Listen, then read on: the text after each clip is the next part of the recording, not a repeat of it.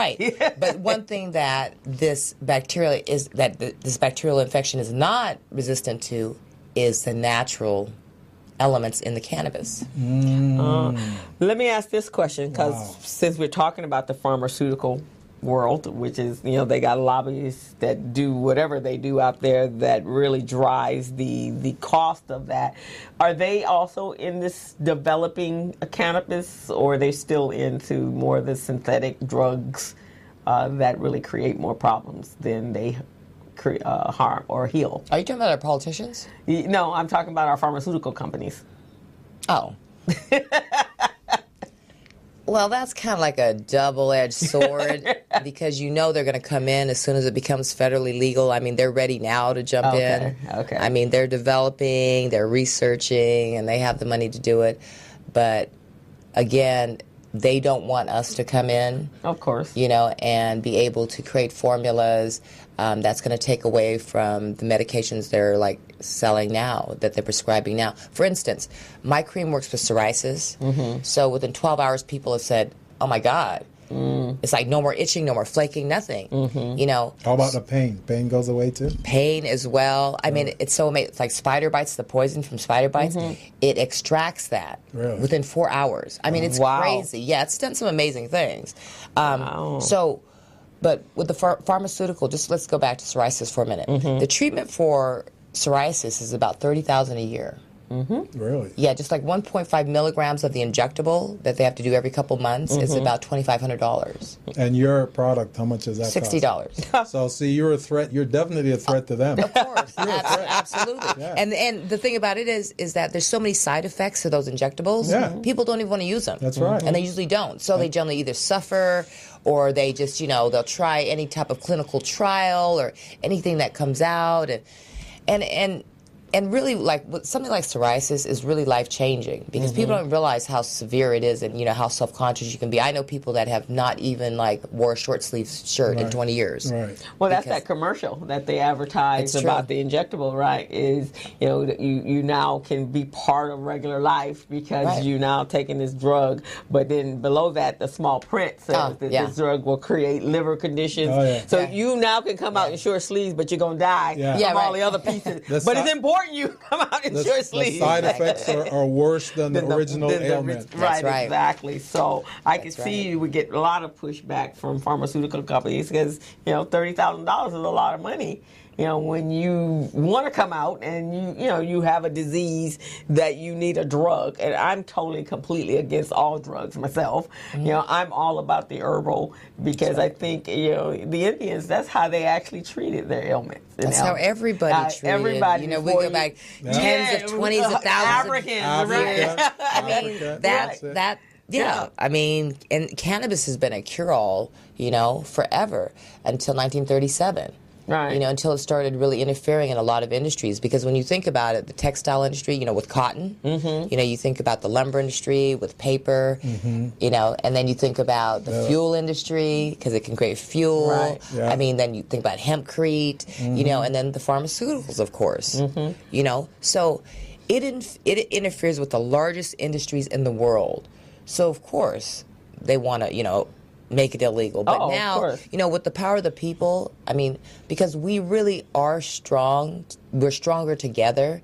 And if people will just understand that as constituents, we vote, our politicians in and out of office. So we do have the power to do that. Yes, we do. So this is how we can create movement in our industry. I think it could be very revolutionary for our community. And again, it's about disseminating that information. It's about people like yourself or like myself, like our next guest, Virgil Grant, is coming up, is one Sherry Franklin, that we want to collectively come together to make sure that we can enter into this industry. Absolutely. However we need to do it, we need to be creative about it. We need to be stealth about it, actually. I mean, you know what? At this point, I know Virgil very well, and Virgil's been very instrumental in, the Measure M passing and things like that. And we've got a lot of resistance because we're one of the few people that have organizations that represent people of color. And as much as people want to get on our face and say, "Oh, you're doing great work," trust me, they don't like us. And, we know. They don't like what we support.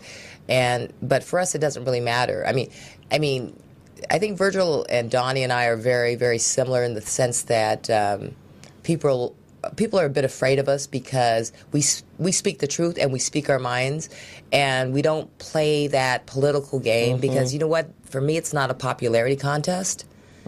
It's about really being effective and making sure that our communities get what they deserve. Because I'm telling you, people of color should be able to be in this industry. And you have a movement behind you. Absolutely. That's why they're afraid. Yeah, absolutely. I'm working with Freeway Rick Ross, and I don't know if you know who he is, Ricky I've heard Ross. the name, yeah. Well, he's big in all these communities, and so he's going to be another person that will help our movement because people trust what he says because he's lived it. He's like the poster child for war on drugs. He's served 20 years because he had life without parole. Oh, wow. And he did his own appeal and won, and he's out. That's great. Wow. And he's about the movement. So for all of us, it's real important that we have, just true activists that are willing to get out there in the communities, not just, hang up in Beverly Hills and hang at these, socials. Right. You have to get into the communities. Right. Yeah. Now, let me talk a little bit more about your product again, because I'm intrigued by that. So where is your product available right now? Is it online? Is it in a store? Yes, it was available online on my website.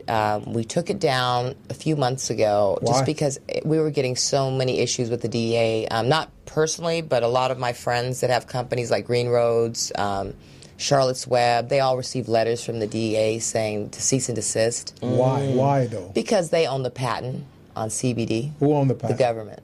Really? Yes, they bought the patent on the CBD, or they obtained the patent on the CBD. So what we have to do now, and what we've all been doing, is we have been repackaging. Right. And we have to watch the way that we market, because we can't, of course, market the conventional way. And we can't use the word or the letter CBD on our ingredients, our ingredient label, or on our labels, period. So you can market it without talking about those things. Yeah, like Charlotte's Web, they were very clever. They their new marketing slogan is hemp better than CBD. Right. Okay, because theirs was clearly a CBD product. Right. If you don't know what Charlotte's Web is, that was the CBD product that stopped seizures. Yeah. For the little girl, okay, Charlotte Fiji. Yeah. Yeah. So the Stanley Brothers created that. Right. So they've started rebranding, remarketing, and all that. And that's what all of us have had to do that have CBD products. Right. So that's what we're doing now. And then we'll be back in the market probably after the first of the year. So if somebody wants to get a hold of your product right now, they have to wait until after the first of the year? Yeah, but that's okay. They can go to our website, which is That Glass Jar. It's not. I know you said The Glass Jar, but that's okay. Okay, it's sorry. That Glass. That Glass Jar. Right. Okay. And the story behind that was that when my girlfriend was dying of the MRSA, she was very famous. She had a reality show. So she had a big audience, so it went viral. So what happened is they were following the story of when she was sick, and then when she was diagnosed with the death sentence of dying. They said, well, she had 2 weeks to live if she did not get the area completely amputated, which she refused. Oh my gosh. And so then what happened was that she basically went home, started writing her will, and then she called me and said, Bo, I would know you work with oils because I worked with like cancer oils, Okay, or oils for cancer.